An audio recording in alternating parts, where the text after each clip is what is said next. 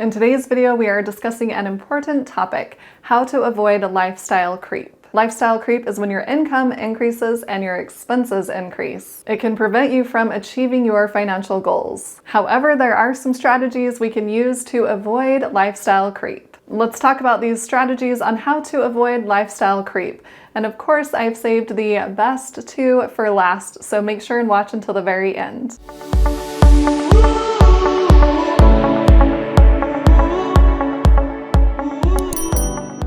The first thing we want to do to avoid lifestyle creep is to determine our wants and our needs. Needs are things that are essential to our survival. For example, this could be food, water, shelter. Wants, on the other hand, are things that are non-essential, things that we just desire to have, but they are not essential to our survival. Of course, we want to prioritize our needs over our wants, but we want to be careful that we aren't just focusing only on our needs. We still want to enjoy our life as we go along, but we really want to be conscious on what we are spending our money on. If we are just buying everything that we want, and we are running out of money and going into debt, that is going to cause a huge problem. Make sure that you have your priorities straight, that you know what you really want to be spending your money on, and then focus on those areas, and then cut back on the rest. The second thing we want to do is to create a budget or a spending plan. It can really help us avoid overspending, especially in areas that are not that important to us. When we set up our spending plan, we want to make sure that our expenses do not exceed our income. I like using a Google Sheet and Empower, it used to be called Personal Capital,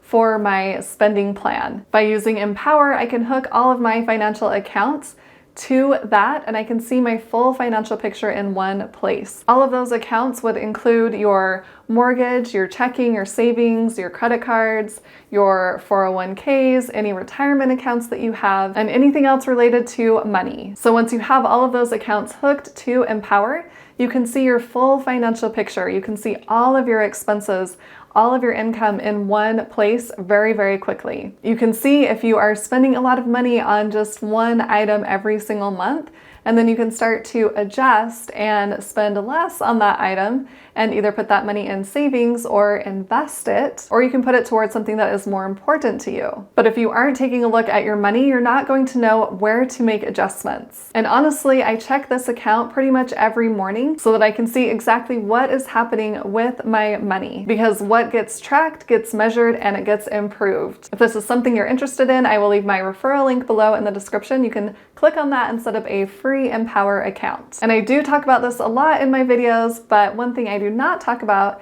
is that before Empower and before even mint.com, I used to use a pink spreadsheet. I would keep track of my spending plan on this graph paper that was pink, and I would write down my income and all of my expenses, and I would track it manually that way. So it is much easier now using a Google Sheet and Empower. The third thing we want to do to help us avoid lifestyle creep is to have a plan for any increase in money that we will be receiving before we receive it. For example, if you know you are going to get a raise soon, then make a plan on what you're going to do with that increase in your income before you receive the raise. That way you're not tempted to spend it on something else. It is already going toward what you really want it to go toward. It can be very tempting to immediately spend that money when you get it because you haven't had that much money before. If we make a plan to invest that extra money, then we never miss that money because we never actually received it. It just went straight into our investment account and it is working for us in the background. This will definitely help you to build your wealth over time and avoid the temptation to overspend. The fourth item to help us avoid lifestyle creep is to stick to our budget or our spending plan. Once we have that set up, we don't want to just put it to the side and never look at it again. We want to stick to what we've planned out. We can see if we've overspent one month in a certain area, we can make adjustments for that the next month. Instead of just thinking, oh, I'm making more money, I can go ahead and spend more money. And to share an example with you, I have a friend, she was also one of my coworkers, but she was really good with her money and she knew she was getting a raise at work. And so she told me she was just going to put that straight into her 401k.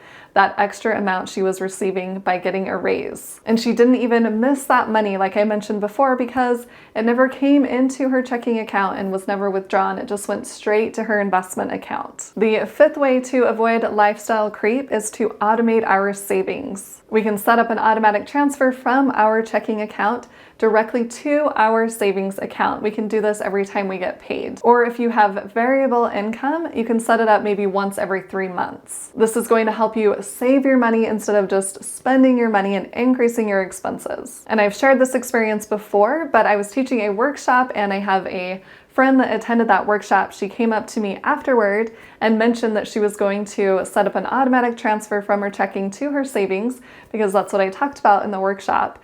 And months later, she sent me a text and she had said that she had so much money in her savings account and she knew there was no way she would have that much in her savings if she did not set up that automatic transfer when she did. So she was super glad that she did that. So if you have not done that, make sure and set up an automatic transfer. Going along with that, the sixth way to avoid lifestyle creep is to automate our investing. While yes, we can automate investing in our 401k if we have a 9-to-5 that offers a 401k, we can also set up our own personal retirement accounts and automate that as well. Because if we are automating it, then we are not tempted to spend that extra money we are receiving. And if you want help automating your investing and getting started in the stock market, I have a free masterclass. I will leave a link below in the description. You can click on that and watch the free masterclass. And I feel like automating our investing is really one of the key strategies to not only avoid lifestyle creep, but to build our wealth. If we don't have to think about it,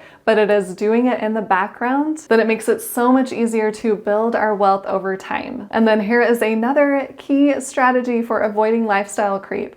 It's to avoid the urge to keep up with others, to keep up with the Joneses. The people we spend most of our time with really have a big influence over us, whether we realize it or not. If we are hanging out with people that are constantly spending a lot of money, we are going to be tempted to spend a lot of money as well. To give you a personal example, I've been going to a Zumba class for a long time, and a quite a bit younger girl showed up to the class, and so she has a lot more energy than I do. But when she is there, I work out so much harder because the people around us really do influence us. Just because your friends or your colleagues live certain lifestyles, it doesn't mean that we have to as well. We need to constantly be focusing on our own financial goals and working toward those, and avoid that urge to let others influence how we spend our money. To give another example, I was talking to a friend at church not too long ago, and she was saying she couldn't travel with certain people anymore because they wanted to spend so much money on their trips. They wanted to go to the